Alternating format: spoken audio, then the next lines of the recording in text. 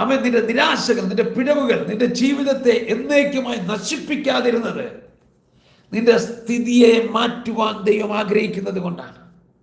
Hallelujah. നിന്റെ ജീവിതം തകർന്നു എന്ന് നീ വിശ്വസിക്കുന്നുവെങ്കിൽ 2026 നിന്റെ ജീവിതത്തിന്റെ തകർച്ചയുടെ മുകളിലേക്ക് ദൈവത്തിന്റെ മഹത്വത്തെ ദൈവം സെറ്റ് ചെയ്യാൻ പോയാണ്.